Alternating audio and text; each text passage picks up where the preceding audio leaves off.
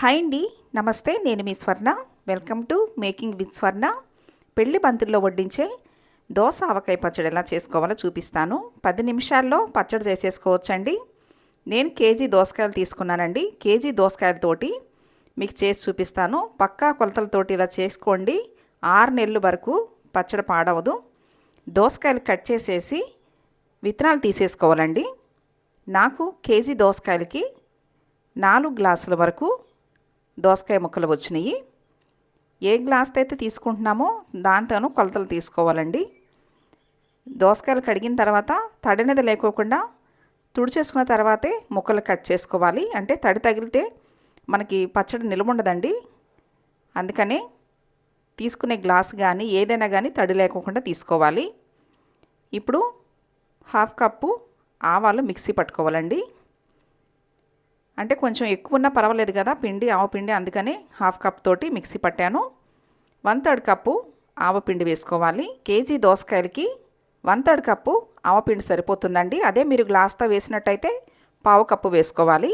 ఏ కప్పుతో అయినా కానీ కొలత ఇలాగే తీసుకోవాలండి. చూడండి, 1/3 కప్ తోటి నేను వేశాను. ఇప్పుడు ఇదే 1/3 కప్ తోటి కొంచెం ఎల్తుగా సాల్ట్ వేసుకోవాలి.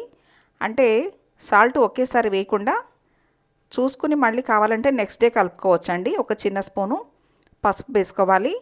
ఏ గ్లాస్తో అయితే దోసకాయ ముక్కలు తీసుకున్నామో అదే గ్లాస్ తోటి 1/2 కప్పు కారం వేసుకోవాలి.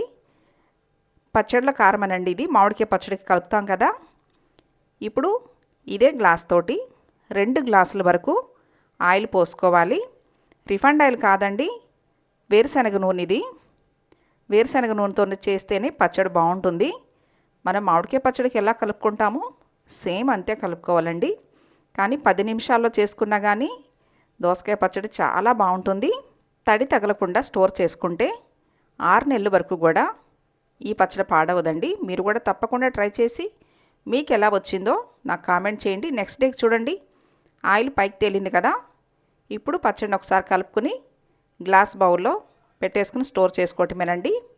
మీకు ఈ దోస ఆవకాయ పచ్చడి నచ్చినట్లయితే ఈ వీడియోని తప్పకుండా లైక్ చేయండి. మీ ఫ్రెండ్స్ అండ్ ఫ్యామిలీ మెంబర్స్కి షేర్ చేయండి. నా ఛానల్ని సబ్స్క్రైబ్ చేసుకోండి. థ్యాంక్స్.